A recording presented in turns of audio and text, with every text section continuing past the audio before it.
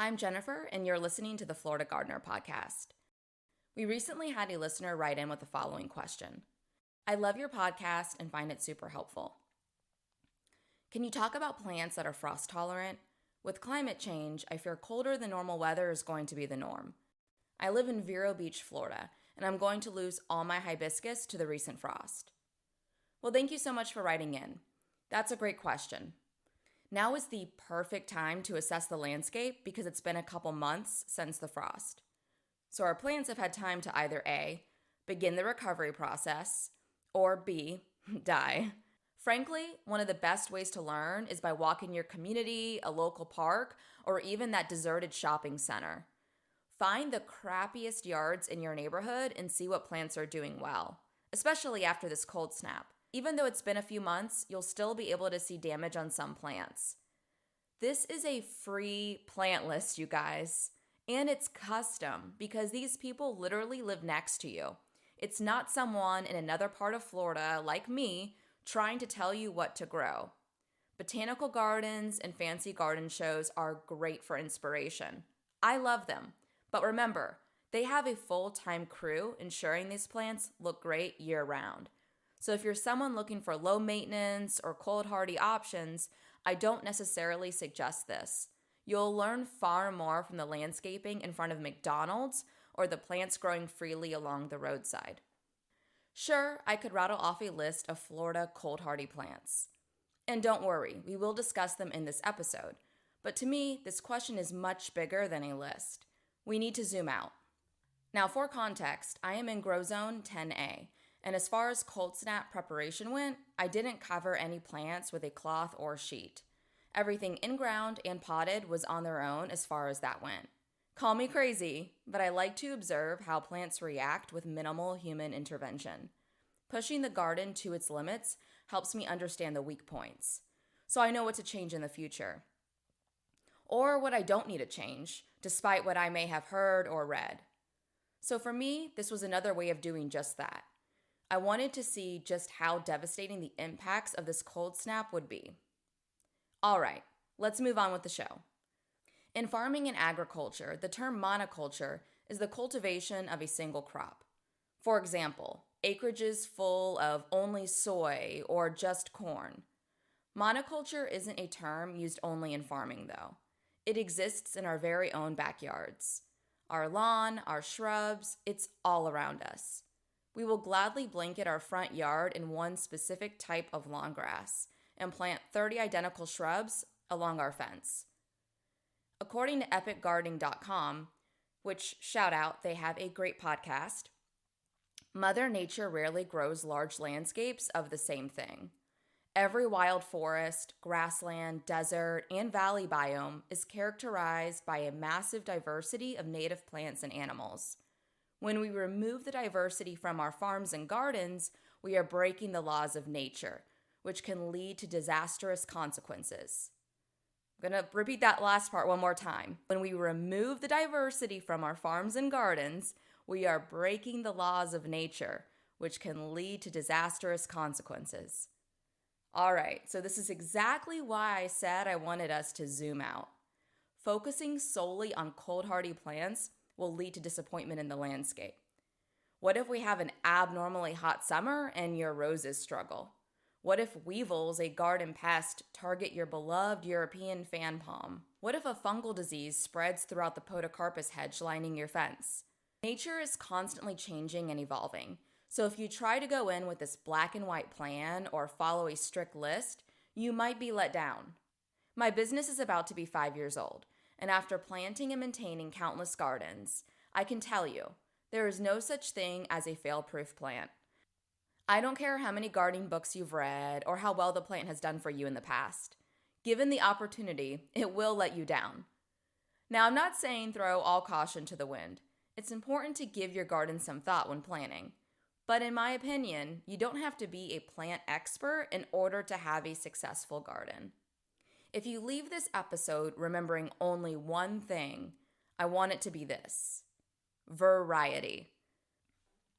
In my opinion, variety is a very important key to a successful landscape. It helps minimize the effects of an abnormally cool season or warm season. It also decreases pest and disease pressure in the landscape. Because let's be honest, we have zero idea what next week, let alone next year, has in store for us. Variety is my secret weapon when designing for clients. For example, a couple years ago, I installed a large container garden full of whitebirds of paradise, crotons, ixora, and asparagus fern. The ixora were hit hard this winter.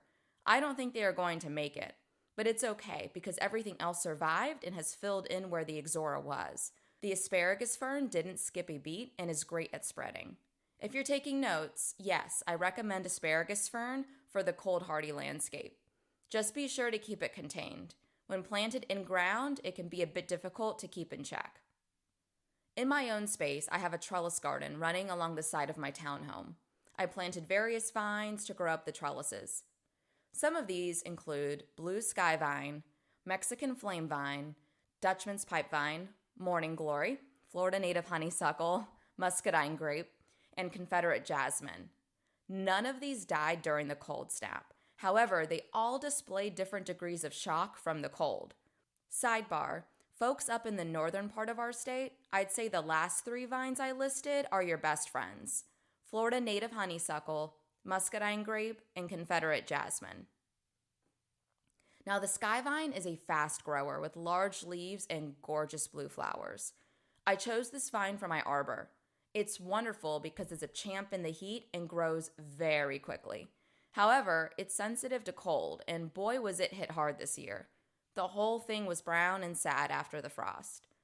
However, I'm looking out the window right now, and it's about 2 months later. My arbor is full of fresh green leaves, and it has even started to flower. Confederate jasmine, on the other hand, didn't skip a beat during the cold snap. It maintained its foliage and showed little to no signs of cold stress. On the other hand, it's a slow grower, and because its leaves are tiny, it isn't always the best at fully covering a trellis. Or at least you need some patience because it can take a little bit more time to do that. And during the warmer months, aphids, a garden pest, love attacking the new growth. When it comes to shrubs, my Firebush was hit hard, but the Beautyberry didn't skip a beat. The Beautyberry definitely scored bonus points during this freeze. However, the Firebush is a hummingbird magnet with its red tubular flowers. I've been tracking hummer visits in my garden. In the last 4 months, I've had 58 visits. This could very well be the same hummingbird visiting every time, I don't know, but either way, it's 58 unique visits. All without sugar water. I just try to plant what they like. I'll be doing an episode on hummingbirds soon, so look out for that. But anyway, I cut the Firebush back after the frost, and it has already grown back nicely. Central and North Florida, you can grow this too. It may die back in the winter, but it will return in the spring. I'm big on variety in the lawn too. St. Augustine is a popular Florida turf, but it's not very cold hardy. Once temperatures dip below 60 degrees, it can start browning. And while it probably won't die back, it may go dormant until spring. But if you embrace a mixed lawn, you can have a green yard year-round in Florida. Frog fruit is a Florida native ground cover with a strong cold tolerance down to 20 degrees. That's right. While St. Augustine starts browning around 60 degrees, frog fruit will remain happy and green 35 degrees lower than that. And the cutest little white daisies will pop up in your grass if given the chance. And no, I'm not talking about beggar ticks, which has seeds that cling to your clothes. Fleabane is more delicate. It's just darling, exactly what you envision a wildflower looking like. And it can withstand temperatures down to -40 degrees.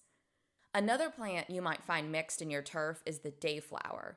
It's grass-like and has inconspicuous, tiny blue flowers. There are a few types, some native and others non-native. While they are not exceptionally cold hardy, you know the drill at this point. I still welcome them because oftentimes diseases and pests will target certain plants. So if a turf disease rolls in, targeting St. Augustine, maybe it's brown patch disease, you know it's probably not going to be impacted? Yep, the other ground cover plants in your lawn. And this includes the dayflower. Now, the last thing I'll say about turf is this is the easiest way to immediately make a change in the landscape because you don't have to spend any money. You actually save money doing this. If it were me, I'd continue to cut the lawn, right? I'm sure you have dogs or kids. Safety is important, I get it. But maybe you don't need to cut it as frequently. If you currently cut weekly, consider switching to bi-weekly. And then I would stop spraying herbicides. Herbicides kill all of those other plants in your grass. So if you want a yard that is green year-round, stop killing frog fruit and all the other awesome ground covers that are trying to grow in. And anyone that wants to get on to me about some of these lawn quote-unquote weeds being non-native or invasive, sure, yeah, I wouldn't doubt it. Creeping oxeye is one that comes to mind. It has yellow daisy-like flowers and is great at forming a dense mat, but I do know it can absolutely get out of hand and doesn't belong here. But St. Augustine turf isn't native either. And on that note, is it better to pump our lawns with tons of herbicides and synthetic fertilizers that eventually end up in our waterways? Or should we pick our battles and let the creeping oxeye grow? Now, before you answer that, ask yourself, is there more money to be made in keeping creeping oxeye in the lawn or removing it? Okay, I'm done, I promise. Let's move on. When it comes to small bedding plants, coontie and monkey grass did exceptionally well in the cold. Neither displayed any signs of damage. Coontie is slow growing but very resilient. It's an ancient plant and Florida's only native cycad. It looks like a small fern. Monkey grass is a classic. It does well in both formal and informal landscapes as a border plant. So you're probably thinking, great, both of these plants would be perfect for a Florida cold hardy landscape. Yes, but just because the cold won't get them doesn't mean something else won't. The coontie is actually a host plant for the Atala butterfly, so you might have some caterpillars munching away at your plant. The caterpillars are host specific, meaning they won't eat the monkey grass planted right next to it. However, on the other hand, rabbits love monkey grass. They won't touch the coontie, but they may eat your monkey grass. Maybe palm trees are your thing. The sable palm, aka the cabbage palm, aka our state tree, is one of the most cold-hardy, warm-growing palms. They can handle temperatures as low as 10 degrees Fahrenheit. They are also salt-tolerant and have proven to be extremely resilient during hurricanes. What more could you ask for in a plant? They even provide food and habitat for tons of birds and other wildlife. However, according to UFIFIS, it's susceptible to the newest disease affecting palms in Florida, lethal browning disease, LBD, and it's fatal in palms once the symptoms are seen. I have a million examples of this, but I think you get the point. There are pros and cons with every plant, but the more variety you mix in, the better. Think of it like diversification with investment stocks. I am not a financial advisor, and I am not giving financial advice, by the way. So let the jasmine carry the weight during a harsh winter, but maybe in spring, don't be so uptight about the aphids you see. Instead, as those temperatures begin to warm up, appreciate the tremendous growth you've had on the sky vine, which is bouncing back. And who knows, your patience with the aphids could pay off. When we don't rush to spray, it gives beneficial insects, the good guys, a chance to come in and eat the quote-unquote bad ones. You must be patient. It takes time. I have an entire episode on beneficial bugs if you want to check that out. Anyway, know the basics, right? Sun exposure, watering requirements, growth habit, but these aren't big, scary things. We all know planting an oak tree is very different than planting a sunflower. Just apply the same thinking. But in my opinion, you don't need to get caught up in the weeds much more than that.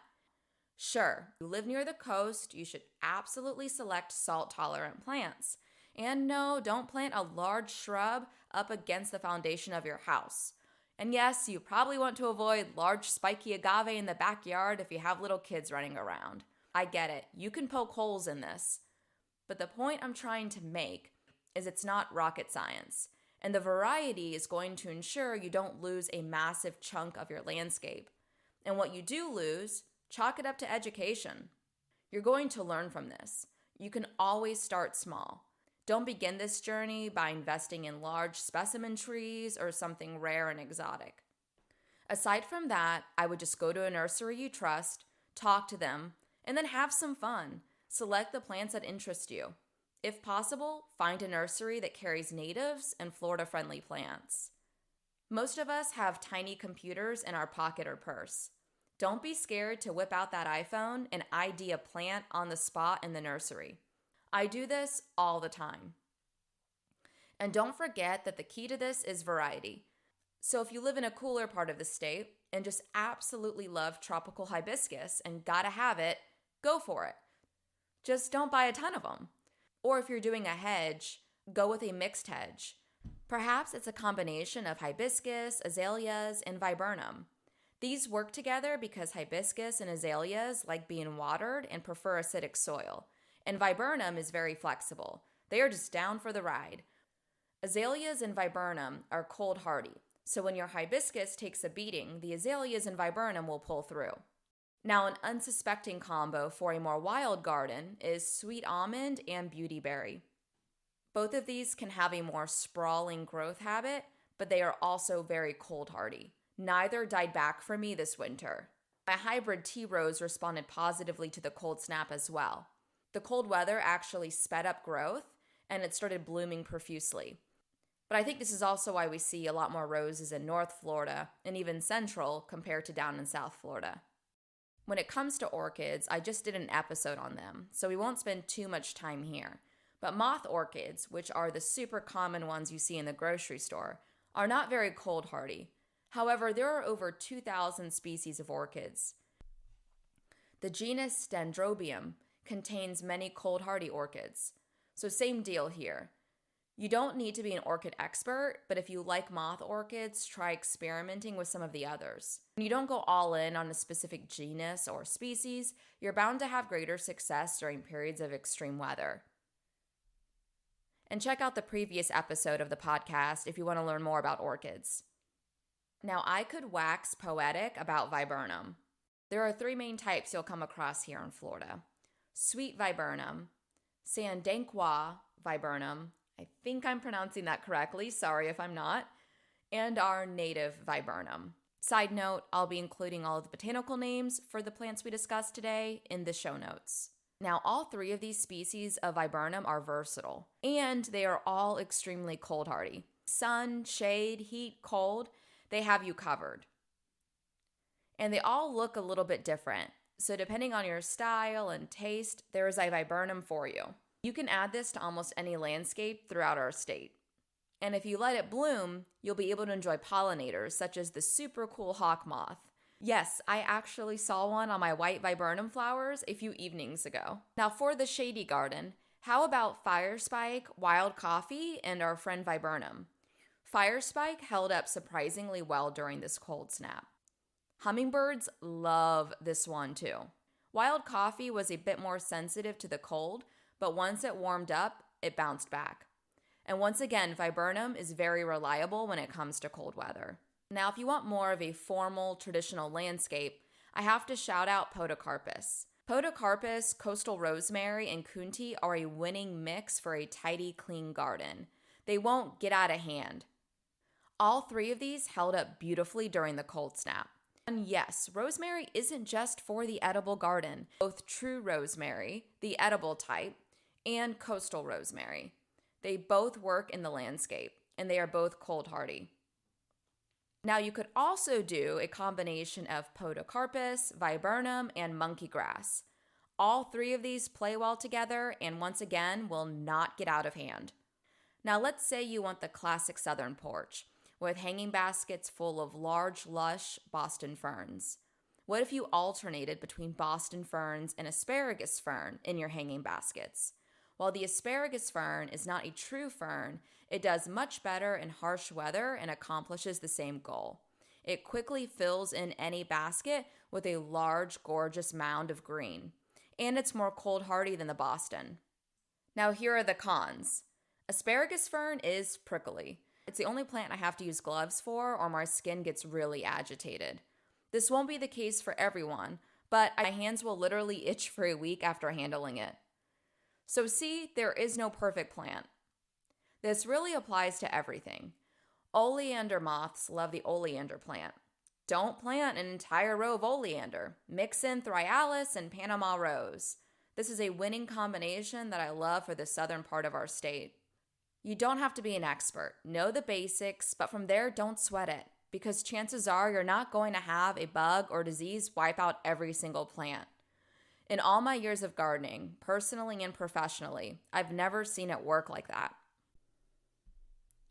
The variety is going to ensure you have a happy, healthy garden, and I encourage you to try to increase your tolerance for plant imperfections.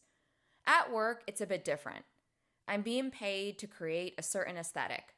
But at home, when I see a worm or a pest, I don't do anything. I let the lizards come in, or a parasitic wasp, or ladybug larvae. I know they're going to take care of it. If I spray my entire plant, I'm wiping out them too. But once the beneficial bugs know there's food around, you'll have less and less pest pressure. But it takes some getting used to, especially in the beginning, because the good bugs don't know you have food. Now let's briefly touch on design, because I promise you can absolutely have a plethora of different plants in your space, even if your space is tiny, and it will not look messy or chaotic if you follow these design tips. Number 1, keep it tidy. Tidy does not mean formal topiary gardening, unless you're into that. It also doesn't mean you have to let your yard run wild, unless you want that. But there can be a balance, even with biodiverse naturalistic gardening. Weed your beds, hand trim the stuff that occasionally gets out of hand, and it's really that simple. There can be a balance. It's also important to create cohesion with hardscape materials. For example, if you're creating a container garden, use similar containers throughout. It doesn't mean they have to be identical, but they should have something that ties them together. For example, maybe they're all clay pots, or maybe they're all brown. If you're using trellises, they don't have to be identical in shape and size, but perhaps all of them are composed of the same black steel or wrought iron. And don't mix and match mulches or edging. Really strive for consistency with these materials. My last design tip is when it comes to softscape, specifically plants, green is your friend. Green is a neutral color in the landscape. So if you have bright pink flowers or a bold variegated plant you want to balance out, don't overthink it. Just pop in some green. You'll start to notice that there is so much variety with green plants. They're not boring. The many leaf shapes, sizes, and textures, you really can make an interesting garden with green alone. Now, we have talked a lot about adding new plants to the landscape, but let's back it up a bit. Before running out to get new plants, I encourage you to check your existing plants to see if they really are dead. The scratch test is a great way to test this. This works on woody plants. Scratch the bark on a stem or branch. If it's moist and green, it's alive.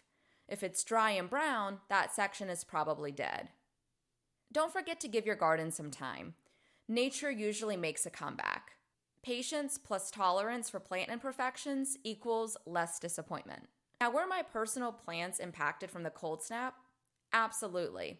But let's dig a little deeper into what that means. I think many of us were quick to write off our entire landscape. Everything is dead. All of my plants reacted. I mean, the lows here were in the 20s and 30s. But a reaction to a low temperature is not always a death sentence. I'd say most any warm-growing plant, even one that is cold tolerant, is going to react to temperatures as low as what we experienced in January. But that reaction, what you actually see and process as damage with the human eye, is different depending on the plant. It does not mean they will display cosmetic damage. Yep, you might not even know that your plant reacted. It's important to understand your tolerance for plant imperfections and damage.